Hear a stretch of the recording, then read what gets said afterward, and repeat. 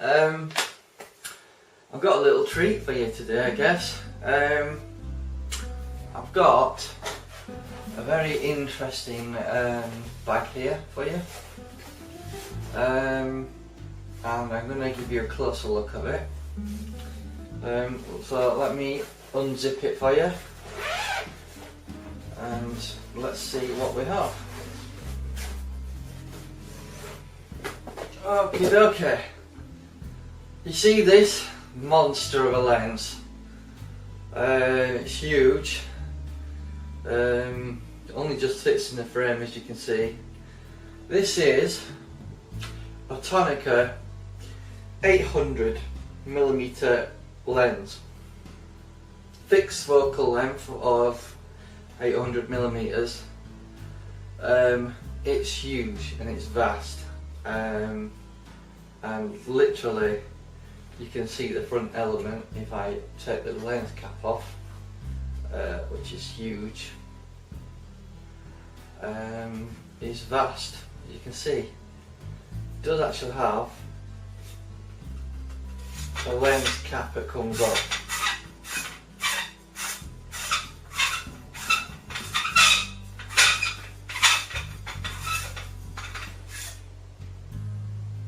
And there you go.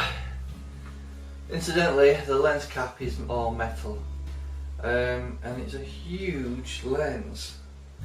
I'm not sure on the size, to be honest, but it's massive. So that's the lens. I'm going to set it up on a tripod, and you can have a look at it in a more closer view of it. It's basically an old Tokina lens, 800mm, and it goes from f32 to f8, and it's huge. So let's take a closer look at this lens, and I'll show you an example of a photo of what I've achieved with it, and you'll see what it can do. Okay.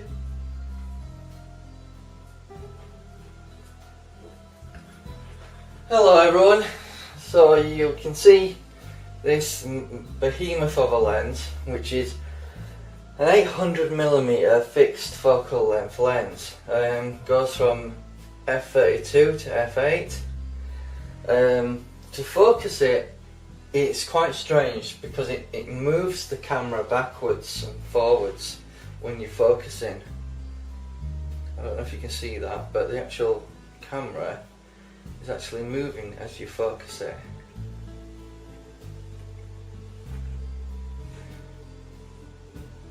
Unfortunately, this lens has a very small amount of focusing.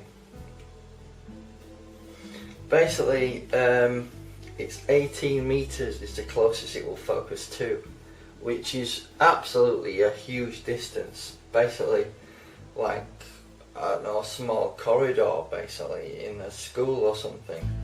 It's absolutely a huge amount of distance. That's approximately something in the region of 55 feet for you guys in America. And obviously it's f8. In terms of CA, in terms of colour fringing that you see, which is a magenta pink tint, you do see some colour there, so in post-processing you will have to do some corrections.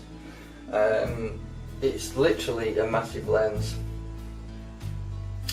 Apparently you can actually divide the sections up, so you can actually split it up into two separate lenses, but I tend to keep it in this massive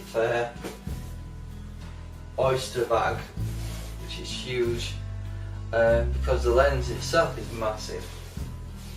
In terms of magnification on a 1.6 crop sensor camera, you're going to get something in the region of 1280mm, and that doesn't include any teleconverters.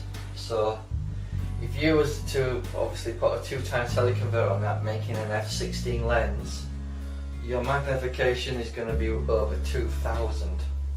So this is basically a massive telescope, but then again the lens is massive itself. So I'm going to put an example of a few pictures I've taken with this lens on the video itself.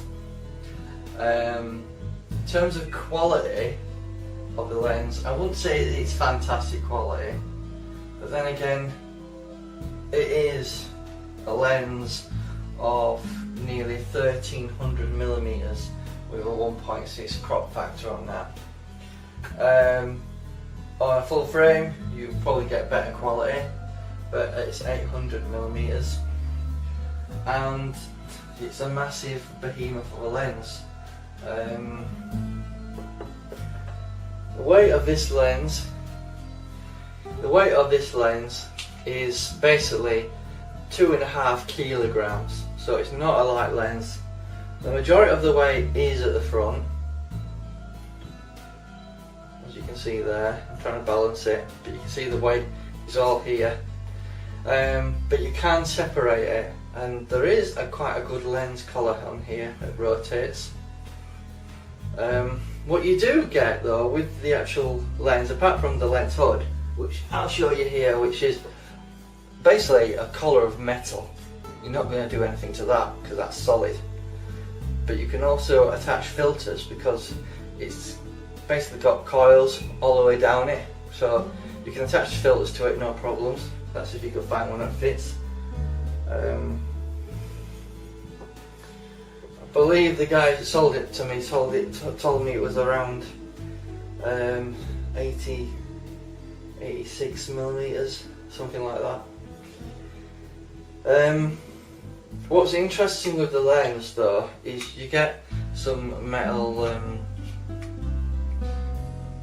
don't know what you call them really, metal coils, which basically screw into the top part of the focusing mechanism, like so, which allow you to focus quite quickly.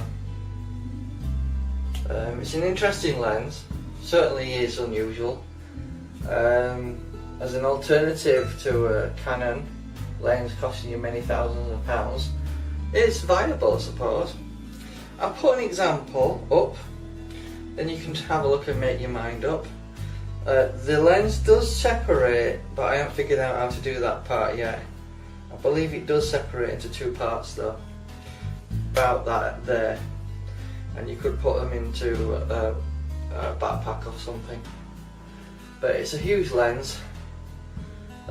Sorry about the video, it's not easy to take when you haven't got a wide angle lens to show, but it is a behemoth of a lens, and it even has something on the top like an aiming crosshair, you could say.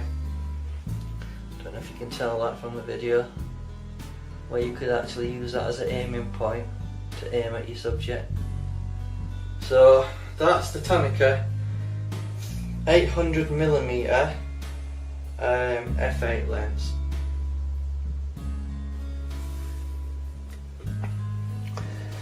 Hello, doing a follow-up of my little show and tell of the Tokina 800mm lens.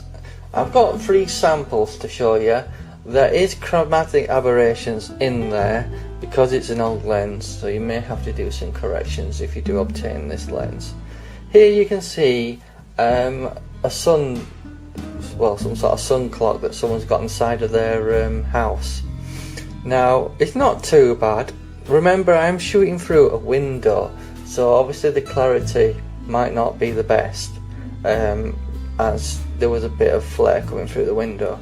So, saying that, the quality does seem quite grainy, but obviously this was quite a dark day, so I did have to up the ISO. But in this picture you can see it's not tack sharp, but it is a lens from the 1970s. Here we have another example that I'm shooting through the window. Again, there's a bit of flare coming through the lens, which is mainly due to the window. Basically a lot of sun coming through at this time of the day when the sun's going down. You can see there's chromatic aberrations there because it does seem a bit pink from my eye anyway. But the quality's not too bad.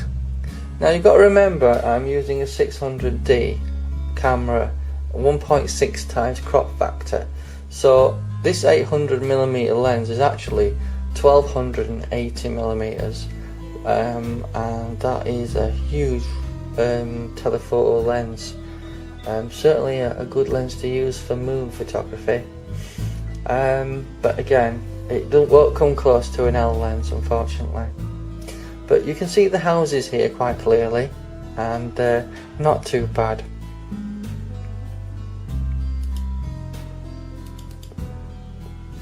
In this example I'm trying to take a picture of the roof of the garage. Garage is probably approximately 20 meters from me, so I'm able to focus on it quite easily. It's not getting tack sharpness on there, even at f8, so it's not a superb tack lens, but again it is a 1970s lens and it's not the best lens out there unfortunately, but it's not too bad.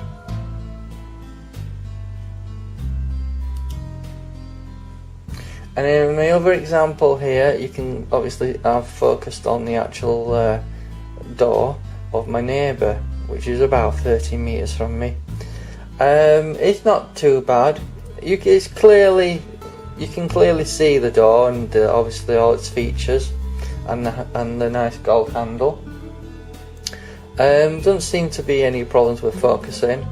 The light obviously is starting to fade at this time of the day, so obviously all these shots may be a bit grainier than they should be or needed to be. They tend to be shot on 100th of a second on a tripod shooting through my bedroom window. So I hope these samples show you what the lens can do. I hope to get some more real world pictures when I go out shooting, when I've got all my lenses together in the local park. But I hope this review has been helpful. You see, when I was looking at this lens on eBay myself, there was very little information out there, so maybe I've helped you out a little bit. If I was to give it a mark out of 10, I'd probably give it a 3 or a 4. It obviously won't come close to something like the Sigma's 150 to 600s, even with teleconverters on, or the 100 to 400 Canon Mark 1 or 2, or even the 400 5/6 that the Canon does, as well as the 300 f4. My personal preference for shooting wildlife is the 300 f4 with a 1.4 teleconverter. You can also use a 2 times teleconverter as well, and the choice is yours. But it is a reasonable lens for £100. So thank you for watching. Bye bye.